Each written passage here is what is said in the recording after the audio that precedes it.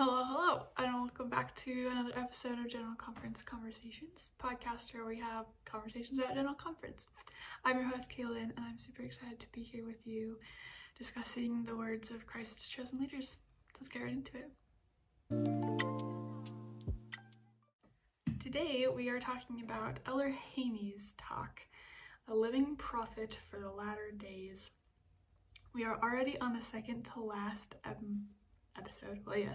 second to last talk of the Saturday morning session. We have one more. Person Eyring spoke at the very end of Saturday morning session, and then we'll be on to Saturday afternoon session, which is so crazy and weird, but it's fine.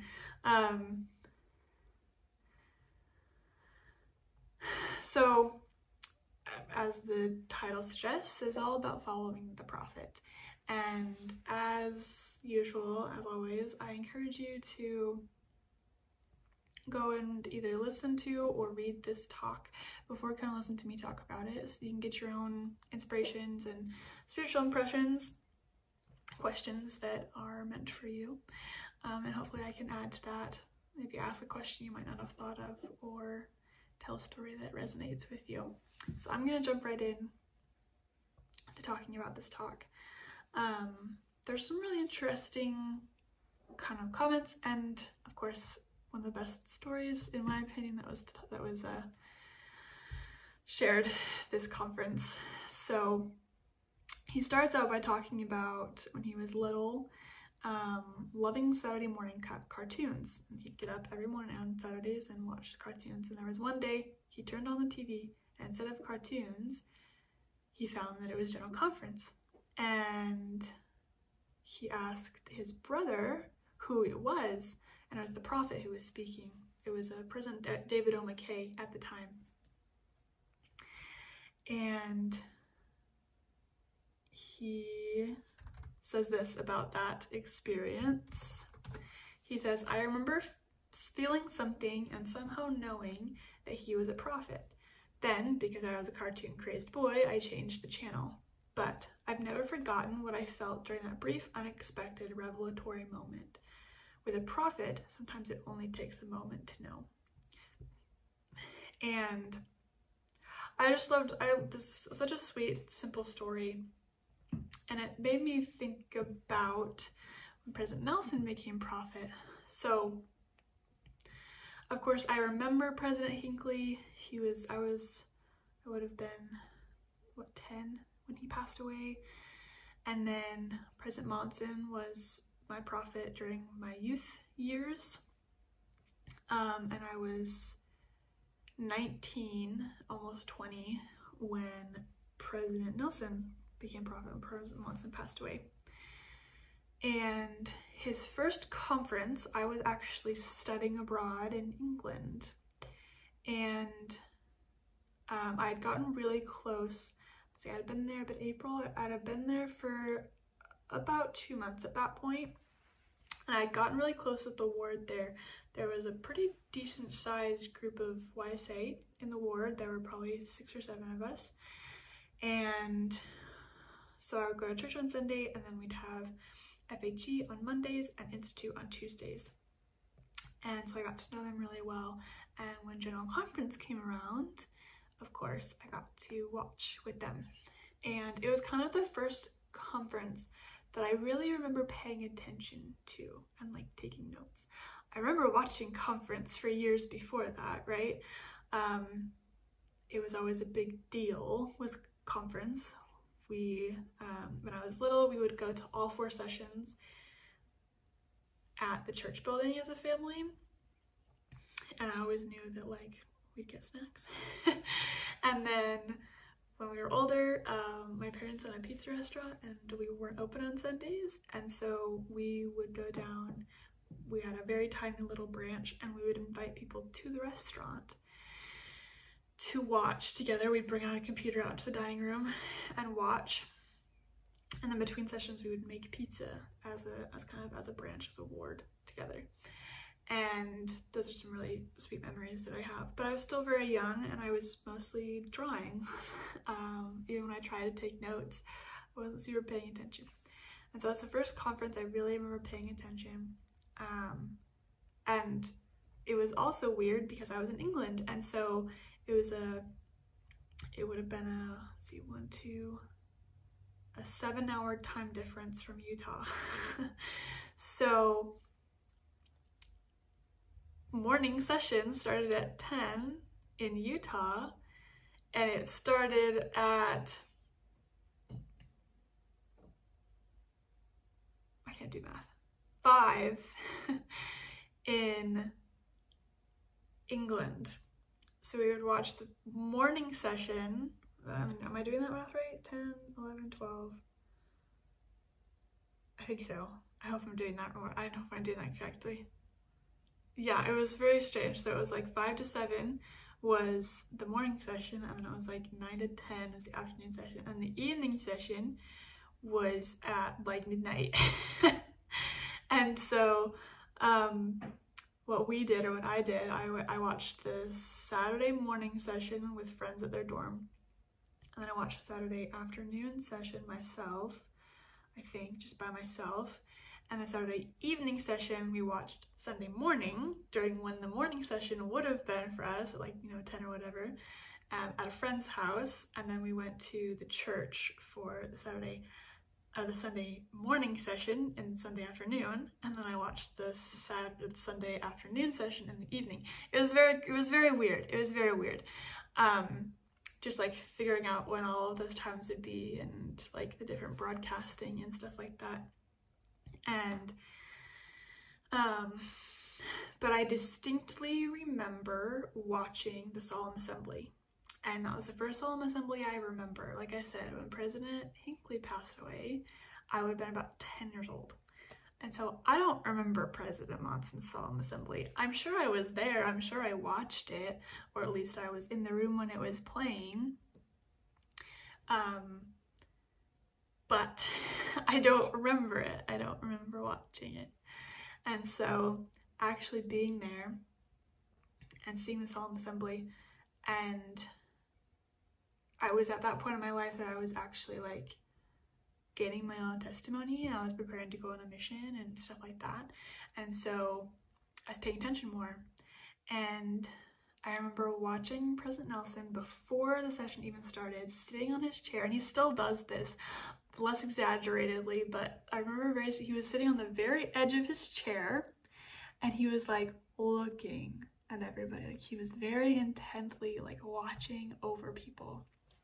And it was so sweet. And then when we sustained him as prophet, and he was just sitting there, and he was so like humbly smiling, and that was the moment I got my witness that he was the prophet of the church.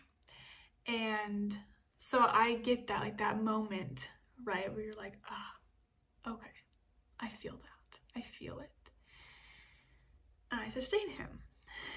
And that doesn't mean I have agreed with every single thing he's ever done, right? But I sustain him in his office and in his calling. So that's my question, is have you had an experience with getting confirmation of the prophet's calling, either President Nelson or past prophet? Like what experiences have you had in knowing that or believing, having that confirmed to you through the Spirit that he is prophet? Or in other callings, right?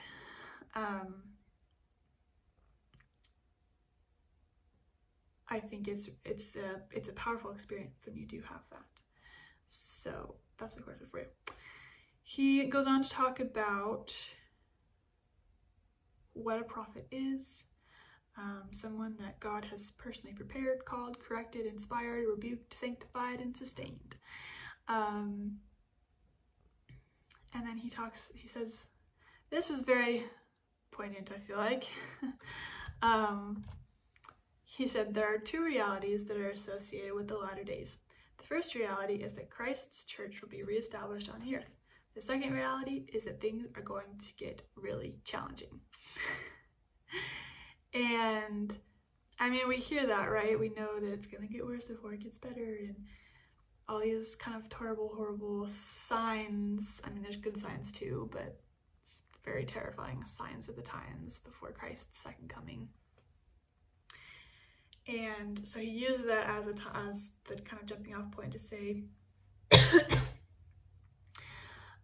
because we have Christ's church reestablished, we have a prophet.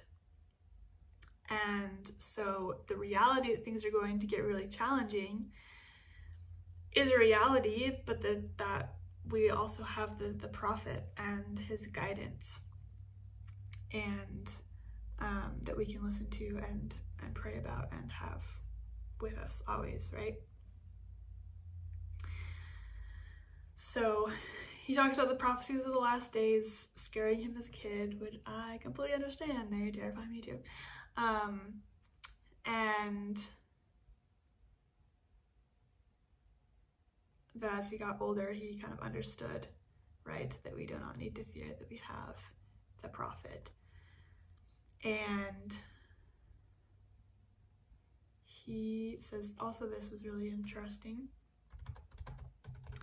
He said, President Russell M. Nelson has testified that God's long-established pattern of teaching his children through prophets assures us that he will bless each prophet and that he will bless those who heed prophetic counsel. So the key is to follow the living prophet. Brothers and sisters, unlike vintage comic books and classic cars, prophetic teachings do not become more valuable with age. That is why we should not seek to use the words of past prophets to dismiss the teachings of living prophets. And I think that's something that's really important to remember. We often quote past prophets, right? Even in general conferences, they talk about past prophets and things that they have talked about. But it is always in a way that supports the current prophet's teachings. There are policies and teachings from past prophets that don't apply to us today, because it's a different time than it was 50, 60, 120 years ago, right? And there are some things that still apply. There are some things that kind of never change. God loves everybody, right? That hasn't changed since Joseph Smith. But there are different things going on in the world, and it's a different world than it was when past prophets were preaching and teaching. And so I just like that he said that so bluntly, that we should not seek to use the words of past prophets to dismiss the teaching of living prophets. I thought that was just very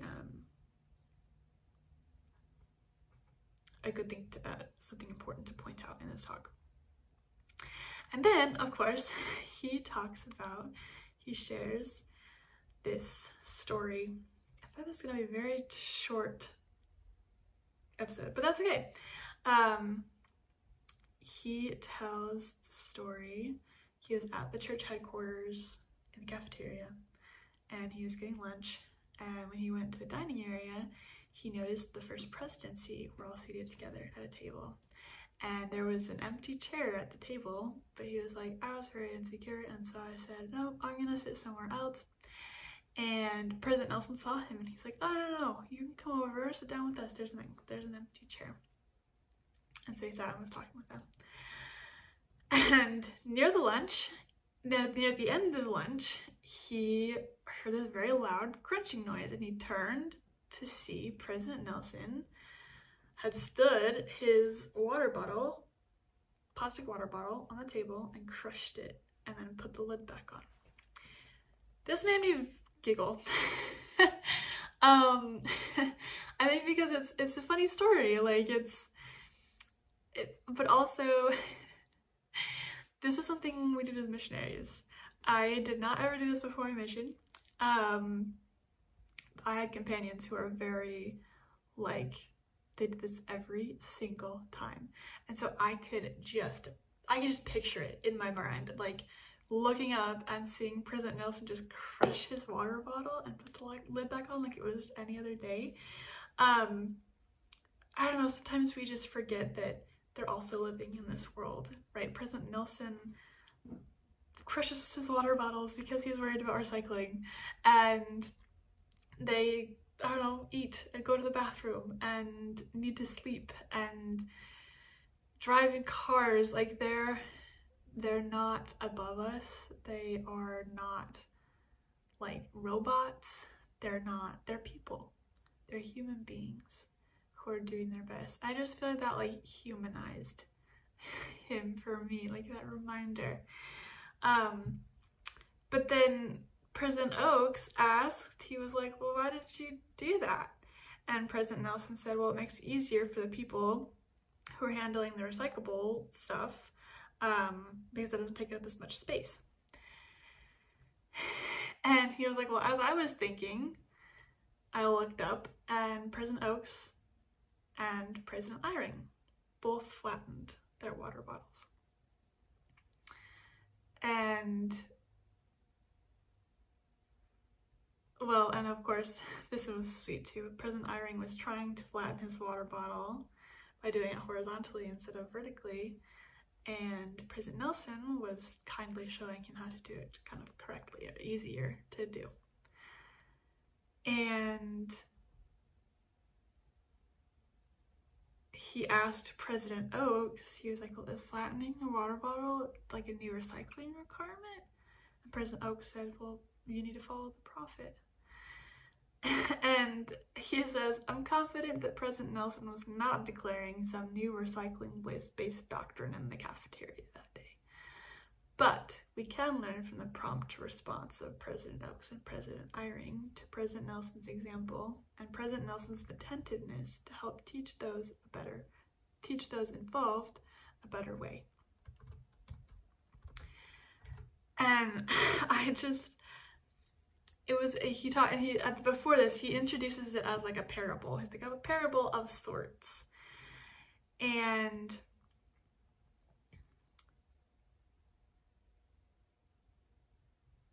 sometimes following the prophet is hard, right? It's not as easy as just crushing your water bottle when you're done with it.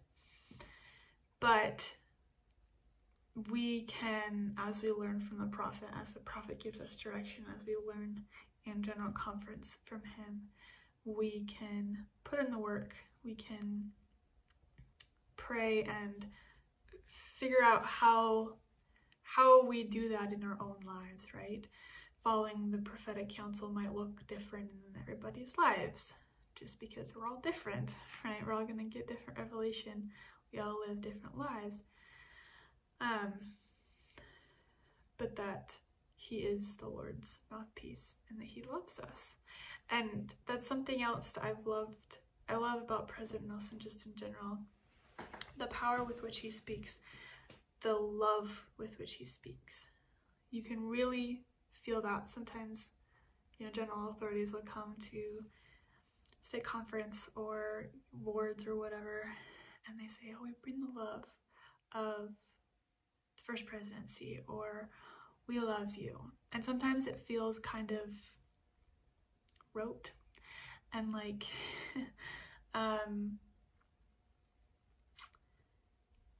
routine. It doesn't always feel sincere. It doesn't sound sincere. I'm sure it is, but like, right? I've never stood in front of President Nelson and have him tell me he loves me. But I can feel it when President Nelson says that. He just has this look. He just has this smile. It's like he's looking into your soul in the best way possible. And I remember being a missionary, and it was the October 2019 General Conference. He gave his very famous, like very oft quoted talk, Spiritual Treasures. And at the very beginning, it was a women's conference. It was during the women's conference. And he addressed the women in the conference center. And he talked about, like, he has 10 kids, he has 9 daughters and 1 son, and he has so many grandkids and great-grandkids, like, it was crazy. And he's like, I want to adopt you all as my granddaughters. I want you all to be my grandchildren. And I remember I was sitting in the chapel with my companion, and we both looked at each other and we were like, that is so sweet. In like I could feel that, right? I could feel that if I ever met President Nelson, that he would give me a hug, and he would tell me he loves me, and that God loves me, and that Christ loves me. And that's powerful. That is so powerful. And I do not look forward to the day that he passes away, and that we don't get to have him as a prophet anymore, because I will miss him a lot. Obviously, the next prophet will be great too, but I have a very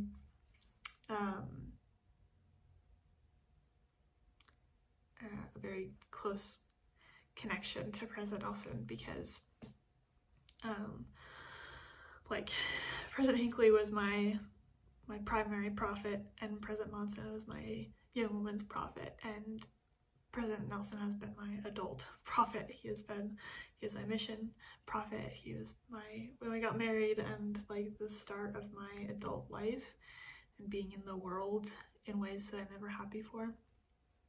And so they've all kind of served a different role in my life, and I will miss him greatly when he's gone.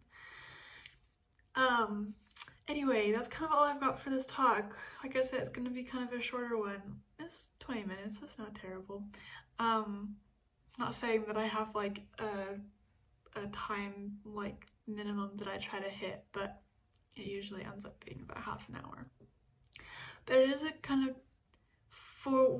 forward talk, straightforward, that's the word I'm looking for, straightforward talk. And there's a lot that I didn't share. There's a lot that I didn't read or cover. There's more to it that I highly encourage you to read and to, you know, delve deeper into, but these are the parts that really stood out to me, and the, you know, stories that I wanted to share. And of course, my one question, have you had an experience with getting confirmation of the prophet's calling? And it doesn't have to be a big thing, right? Mine wasn't a big thing. It was raising my hand in an English dormitory on the floor. It goes on a beanbag chair or something like ridiculous like that. But the spirit was so strong in that teeny tiny dorm room, right? It doesn't have to be something big, magical, angel comes down and talks to you. Just like he was watching Saturday morning cartoons, or he was trying to watch Saturday morning cartoons as a young kid, and that happened for him. So, and then further reading, I have footnotes again. Footnote, and I'll have these, as always, I'll put these in the show notes so you don't have to like try and scribble down what I'm saying. Footnotes 1, 4, 17, 18, 19, and 20. I'll have stuff that I thought was interesting for you to look at. Sometimes I also put footnotes if they have more than one talk quoted or referenced in a footnote, because sometimes there's like 4 or 5 talks in one footnote, and that's a lot to put in like the further reading, so I just put the footnote. And then he had a few talks. His word shall be received by President Ballard, April of 2001 General Conference. Ask, Seek, Knock by President Nelson, October 2009 General Conference. And then Our Duty to God, the Mission of Parents and Leaders of the Rising Generation by Robert D. Hales, from April of 2010 General Conference. Forget that Elder Hales lived that long. Remember when he passed away. But again, that's 10, I would have been 12. I don't have a lot of recollection of that. Anyway, that's all I've got for you today. But thank you so much for watching and or listening to this episode. I really appreciate it. I love having these conversations. I love, even when it's just me talking to a camera, like I learn a lot and I have pretty amazing spiritual experiences. And I love hearing from you guys. So please subscribe, comment, like, email me, message me, follow me on your podcatchers of choice, leave a review, follow me on Instagram, Facebook. I'll try to get back to you as soon as I possibly can and like have conversation with people. So, but yeah, I'll talk to you next time.